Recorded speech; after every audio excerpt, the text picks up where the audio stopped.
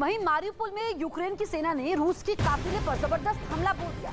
एक बख्तरबंद गाड़ी को आग के हवाले कर दिया और 3 सैन्य ट्रक को भी ध्वस्त कर दिया।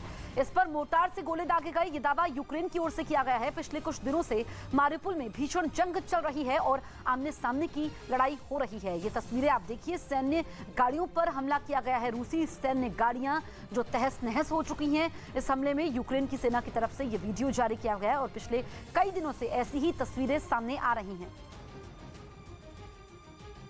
वहीं एक और जगह यूक्रेनी सेना ने रूसी टैंक को उड़ा दिया। सड़क पर खड़े रूसी टैंक पर ऊपर से बम को गोला गिराया गया।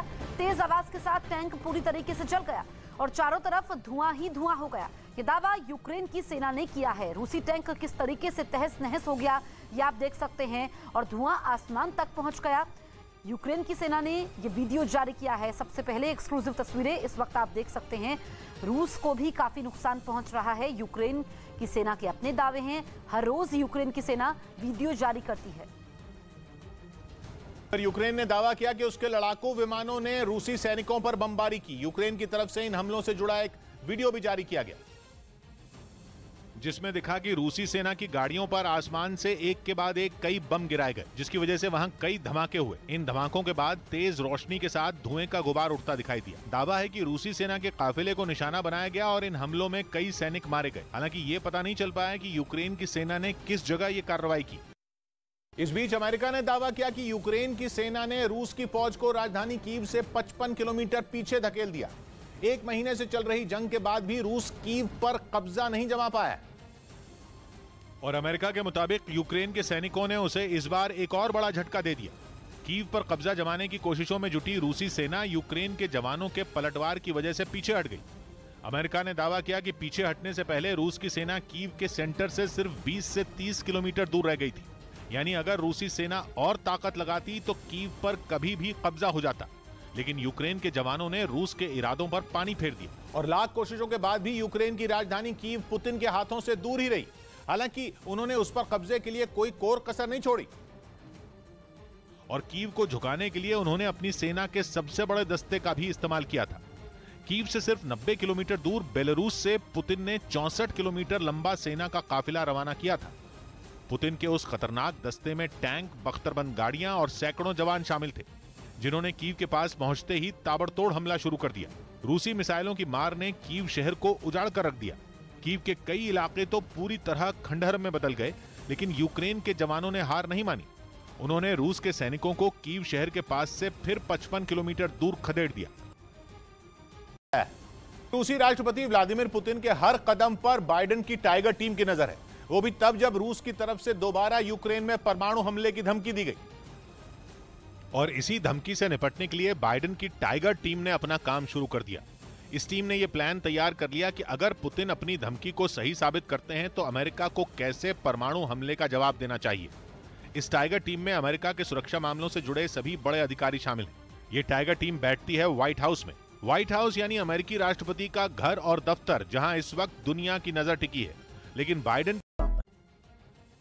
रूस यूक्रेन पर केमिकल हथियारों का इस्तेमाल कर रहा है। ये आरोप लगाया है यूक्रेन के राष्ट्रपति जेलेंस्की ने। उनका कहना है कि रूस उनके नागरिकों के खिलाफ फास्फोरस बम का इस्तेमाल कर रहा है। यह आज गंभीर खतरा है। साथ ही कहा कि रूस यूक्रेन में रासायनिक हथियारों का उपयोग करेगा। जेलेंस्की ने वर्चुअल माध्यम से G7 शिखर सम्मेलन में ये बातें कही। जेलेंस्की ने रूस के साथ व्यापार पर पूर्ण प्रतिबंध की अपील की। साथ ही चेतावनी दी कि यूक्रेन पर युद्ध की वजह से वैश्विक खाद्य संकट पैदा होगा। रासायनिक हथियार को लेकर अमेरिका का सख्त रुख सामने आया है। अमेरिका के राष्ट्रपति बाइडेन ने कहा कि अगर रूस यूक्रेन में रासायनिक हथियार का इस्तेमाल करेगा तो नाटो इसका जवाब देगा। बाइडेन ने नाटो शिखर सम्मेलन में कहा कि हमले के ऊपर जवाबी कार्रवाई निर्भर करेगी। वहीं राष्ट्रपति जो बाइडेन का कहना है कि वो रूस को G20 से बाहर करना चाहते हैं। तो रासायनिक हथियार पर सख्त है यूएस। जो बाइडेन ने कहा कि हथियार के इस्तेमाल पर नेटो भी जवाब देगा अगर रूस रासायनिक हथियारों का इस्तेमाल करता है, और बदले की कार्रवाई निर्भर करेगी कि किन चीजों का इस्तेमाल रूस कर रहा है। अमेरिकी मीडिया में यह आशंका जताई गई कि रूसी राष्ट्रपति व्लादिमीर पुतिन छोटे परमाणु बमों का इस्तेमाल कर सकते हैं। कुछ अमेरिकी विशेषज्ञों के हवाले से यह दावा किया गया, जिसमें यह बात तक कही गई कि पुतिन की सेना इसका अभ्यास भी कर चुकी है। रूस छोटे परमाणु हथियारों का इस्तेमाल क्यों कर सकता है, इसके पीछे की दलील को भी रखा गया। वजह यह बताई गई कि रूसी सेना यूक्रेन युद्ध 1 महीना खिंचने से हताश हो चुकी है। आशंका है कि इसी बौखलाहट में रूस ये खतरनाक कदम उठा सकता है। यही नहीं, यूएन में रूस के उपराजदूत ने भी परमाणु हथियारों के इस्तेमाल से इनकार नहीं किया, उल्टा नेटो को ही चेतावनी दे दी। यही नहीं, 2 दिन पहले पुतिन के प्रवक्ता ने भी अमेरिकी न्यूज चैनल CNN को दिए इंटरव्यू में कहा था कि अगर जरूरत पड़ी तो रूस परमाणु हथियार चलाने से पीछे नहीं हटेगा। If it is an existential threat for our country, then it can be used. यानी लगातार 2 दिनों में 2 बड़ी परमाणु धमकियां आईं, वो भी रूस के बड़े अधिकारियों की तरफ से, जिसकी वजह से अब दुनिया की नजर रूस के छोटे परमाणु हथियारों पर टिक गई और माना जाता है कि रूस के पास करीब 2000 छोटे परमाणु बम हैं, जो कि 1 किलो टन से लेकर 100 किलो टन क्षमता के हैं। ये छोटे बम और मिसाइलें एक सीमित दायरे में तबाही मचाते हैं। चर्निव शहर के मेयर ने एक वीडियो जारी कर वहां हुई बर्बादी का मंजर दिखाया है। रूस के हमले में चर्निव शहर पूरी तरह तबाह नजर आया और वहां मिसाइल अटैक में इमारतें पूरी तरह बर्बाद, जबकि सड़कें टूटी हुई दिखी। शहर का हाल देखने के लिए वहां के मेयर खुद एक गाड़ी में बैठकर सड़कों पर निकले। इस दौरान चारों तरफ धुएं का गुबार नजर आया। चर्निव में मिसाइल हमले के बाद की तस्वीरों में जगह जगह जलती इमारतें और सड़कों पर बिखरे टायर दिखाई दिए।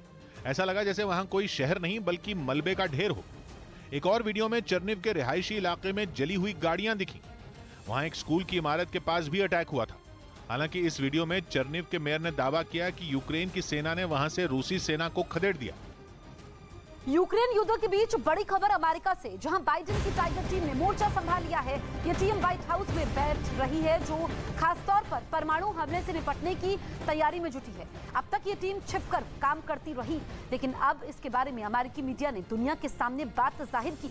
इसने रूस पर अपनी अगली रणनीति भी तैयार कर ली है। रूस की यूक्रेन पर परमाणु हमले की धमकी की वजह से इस टाइगर टीम के मायने काफी अहम हैं। वो पूरी तरह से अलर्ट मोड पर है। रूसी राष्ट्रपति व्लादिमीर पुतिन के हर कदम पर बाइडेन की टाइगर टीम की नजर है, वो भी तब जब रूस की तरफ से दोबारा यूक्रेन में परमाणु हमले की धमकी दी गई। और इसी धमकी से निपटने के लिए बाइडेन की टाइगर टीम ने अपना काम शुरू कर दिया। इस टीम ने यह प्लान तैयार कर लिया कि अगर पुतिन अपनी धमकी को सही साबित करते हैं तो अमेरिका को कैसे परमाणु हमले का जवाब देना चाहिए।